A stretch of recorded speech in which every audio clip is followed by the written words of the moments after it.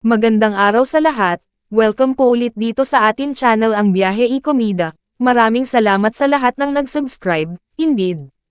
Punta tayo sa atin topic, May 23, 2025. Alden Richards reveals 2024 was his lowest year. Alden Richards admits, inuuna ko muna lahat ang tao, bago sa sarili ko.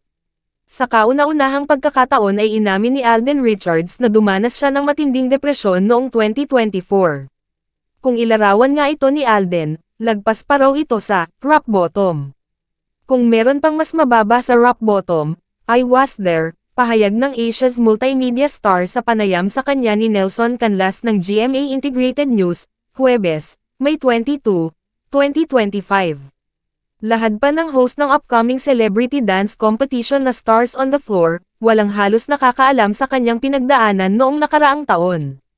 Lalo pa raw tumindi ang kanyang kalungkutan nang pumanaw ang kanyang lolo noong January 2025. Pagbabahagi ni Alden, I think, last year was my lowest year. Rock bottom. It took me 6 months to get over that.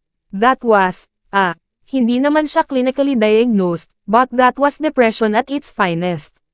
That was depression. Ang galing nga, hindi lang halata. But you know why I'm. Before kasi, di ko siya kaya pag-usapan.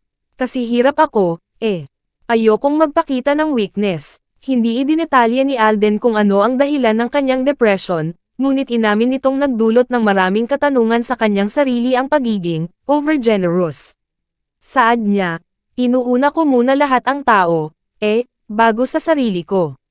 But last year, medyo. I think that was my breaking point. Kasi minsan, di ba tayo, we always go out of our way to help other people. Tulong, tulong, tulong, bigay, bigay, bigay. Ang nangyari sa akin, paglingon ko doon sa batya, sa timba ko, wala na palang natira sa akin. And then that broke me to a million pieces. Sa ngayon daw, nakafocus muna si Alden sa self-love. Ilan sa pinagkakaabalahan niya ay ang running at biking.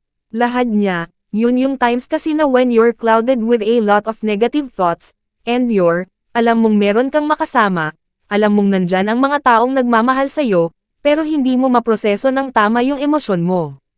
Hindi mo maproseso ng tama yung pag-iisip mo. It's very hard to be present. Kahit nandito ka, wala ka dito. Nang matanong tungkol sa love life, ayaw raw niyang ma-define sa mga ganitong usapin. Aniya, I don't understand.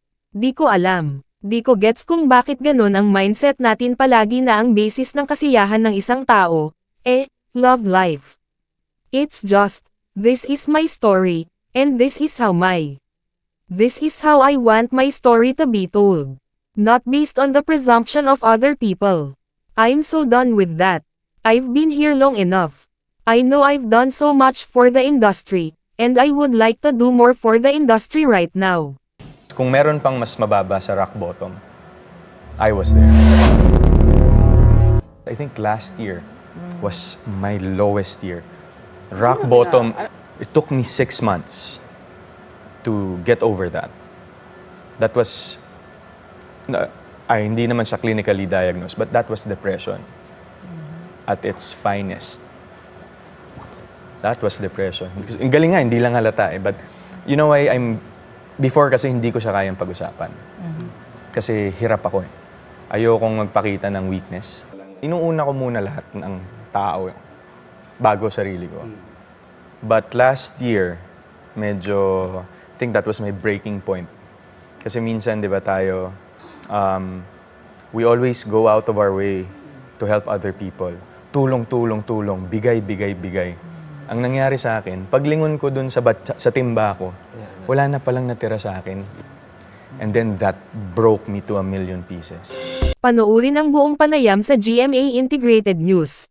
At yan ang atin latest showbiz chika update for today, huwag kalimutan mag-subscribe.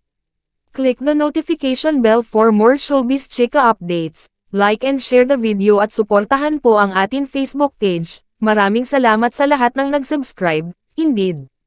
Magandang buhay sa lahat, adios.